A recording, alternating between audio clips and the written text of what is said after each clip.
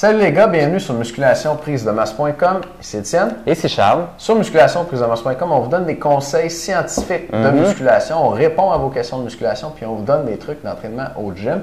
Puis de temps en temps, même, on vous présente un livre. Spéciaux, ouais. On fait une critique de produits. Puis aujourd'hui, c'est une journée comme ça. On va vous présenter un document spécial que les nouveaux membres qui s'abonnent au Club du Programme du mois obtiennent gratuitement un cadeau. Un cadeau de bienvenue. Ça tombe super bien parce que c'est cette semaine seulement que vous pouvez bénéficier, dans le fond, de votre premier mois à 1 $ au Club du Programme du mois. Donc, c'est vraiment notre méthode à nous. On se dit, première semaine de janvier, c'est le temps des résolutions, c'est le temps où vous voulez finalement vous prendre en main pour avoir une meilleure forme physique. Et souvent, on a fait des petits excès durant le temps des fêtes. Donc, des fois, on a pris 3-4 livres supplémentaires. Et c'est ça, pas du muscle. Donc, on aimerait perdre ça, puis on aimerait prendre de la masse également et coter. Donc, c'est exactement le programme qu'on aimerait vous offrir avec le Club du Programme du mois pour janvier. Donc, c'est un programme qui va stimuler l'hormone de croissance dans votre corps. Donc, en jouant sur les exercices et le temps de repos entre chacun des exercices et chacune de vos séries, on peut stimuler davantage votre hormone de croissance. Et plusieurs auteurs, plusieurs experts dénotent que l'hormone de croissance est une hormone clé pour la perte de gras chez les gars et chez les femmes également. Et ça, il y a plusieurs façons durant la journée de faire des petites affaires pour augmenter l'hormone de croissance, mais particulièrement avec un type d'entraînement particulier, vous pouvez faire en sorte de stimuler de l'hormone de croissance après votre entraînement et pendant, mais surtout après votre entraînement. Donc, c'est le bon programme si c'est votre objectif pour ce mois-ci. Puis il est gratuit, on vaut la peine de l'essayer. Good. Je pense qu'on en a parlé pas mal de ce programme-là cette semaine. Aujourd'hui, on va parler d'autre chose. C'est un document qui s'appelle Top 5 conseils pour prendre de la masse. Okay, un document d'une quinzaine de pages, comme ça, que vous recevez avec votre abonnement gratuitement, avec les 5 meilleurs conseils alimentaires pour prendre de la masse musculaire. Parce que dans le Club du Programme du mois, on s'occupe de votre entraînement. Votre entraînement, vous êtes couvert là, A à Z. Vous avez le programme, des vidéos qui expliquent le programme, des vidéos qui montrent les exercices. Vous allez vous entraîner très bien. Puis ce qui pourrait vous ralentir pour prendre de la masse musculaire, puis vous remettre en forme avec le Club du Programme du mois, ça ne sera pas votre entraînement. Parce que ça, vous allez bien faire. Ça va être votre alimentation. Puis ça, c'est plus dur pour nous qu'on s'occupe de votre alimentation, parce qu'on n'est pas là avec vous pour vous faire de la popote. Fait qu'on vous donne les 5. Je te vois bien avec ton chapeau de chef, toi, attendre les gars après leur entraînement. Une grosse carrière là-dedans. Oui, une grosse carrière. Fait que, on vous donne 5 conseils à intégrer dans votre alimentation qui ne sont pas vraiment compliqués. Je pense qu'au niveau de l'alimentation, il y a 2 approches. Tu peux y aller avec le plan alimentaire. Ça, c'est la Cadillac, c'est sûr. On te fait un plan alimentaire sur mesure. Tu sais exactement ce qu'il faut que tu manges dans ta journée. Tu manges ça, puis tu es sûr de prendre de la masse ou de coter selon ton objectif. Fait que ça, c'est sûr, ça marche, le plan alimentaire, mais c'est quand même...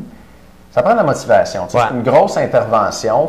Après ça, il faut se motiver à tout acheter les bons aliments, manger exactement la même chose tous les jours, en tout cas les bonnes quantités à tous les jours. Plus les bonnes quantités à tous les jours. Parce que c'est sûr que c'est varié, vous pouvez manger des choses différentes, mais il faut manger la même quantité à tous les jours.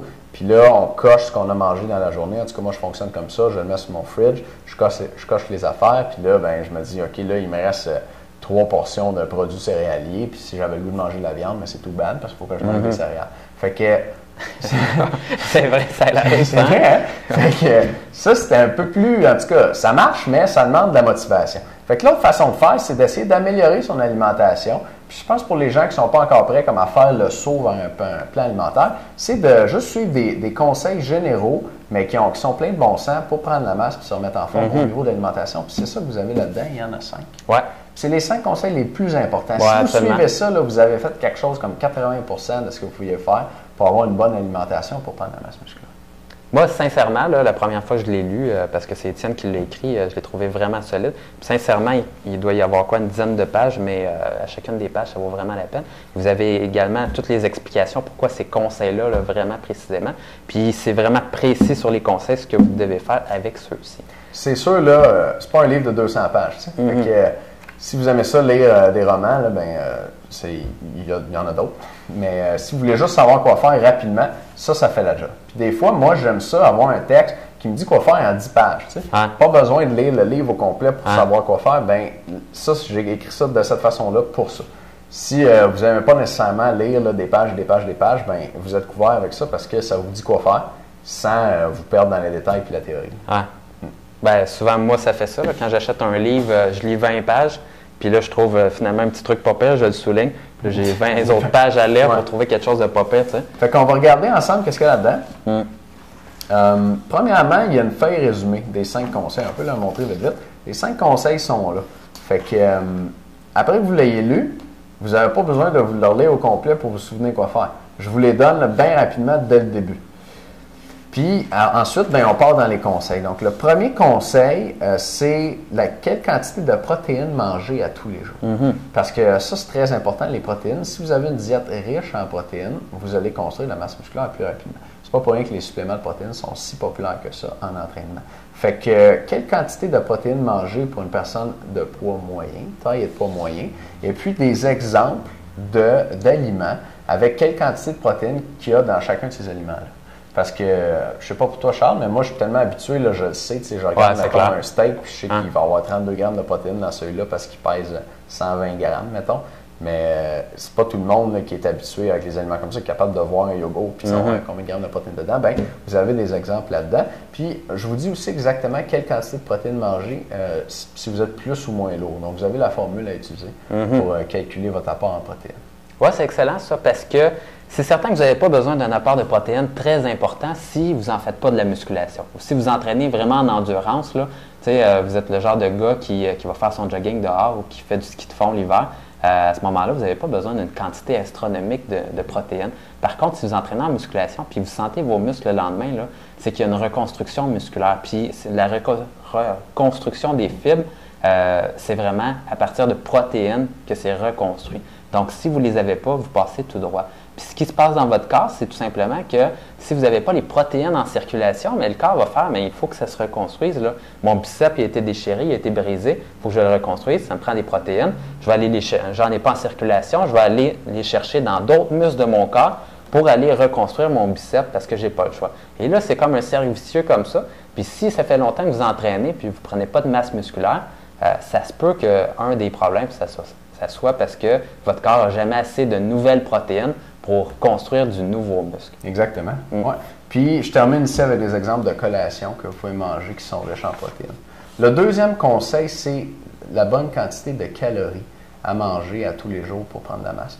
Parce que si vous mangez la bonne quantité de protéines, c'est parfait, mais si vous ne mangez pas assez de calories, en fait, vous ne prendrez jamais de masse.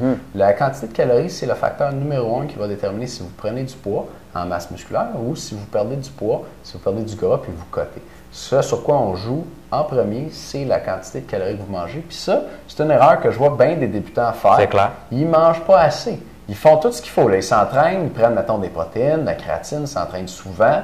Ils surveillent même un petit peu leur alimentation. Il y en a qui essaient de boire moins d'alcool, de ralentir la fin de semaine. Ça, c'est tout bien beau. Mais si tu ne manges pas assez de calories dans ta journée, tu as beau faire tout ça, là, tes résultats vont être décevants. Ça, les gars qui sont à risque de ça, c'est principalement les ectomorphes. Donc, si ta situation présentement, là, tu te dis, disons que j'y pense pas à mon alimentation, là, puis moi, j'ai tendance à perdre du poids puis finalement le poids être très gros, mais à ce moment-là, c'est probablement que dans le fond, tu as besoin de te forcer à manger plus que ça. Parce que si tu suis simplement ton alimentation, tu n'as pas assez de calories pour construire du nouveau muscle. Donc, ça prend l'équivalent d'environ 2500 calories pour construire une livre de masse musculaire. Parce que c'est certain que si tu embarques sur la balance une bonne journée, puis tu pèses par exemple 170 livres, si tu te repèses 2 semaines après, puis tu pèses encore 170, mais tu n'as pas construit quelque chose de nouveau, puis tu n'es pas plus musclé. Tu es encore au même poids. Donc, tu dois construire de la matière et de la matière en muscle. Donc, ça te prend plus de calories pour peser plus pesant par la suite.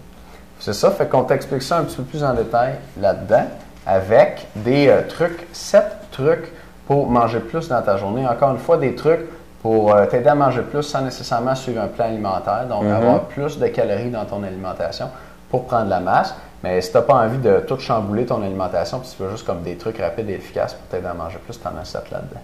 Fait qu'en passant, si ça t'intéresse, ça c'est gratuit avec ton abonnement au club du programme du mois, puis l'information pour ça est en dessous de la vidéo. On va continuer. La section suivante, c'est quoi manger avant, pendant puis après ton entraînement.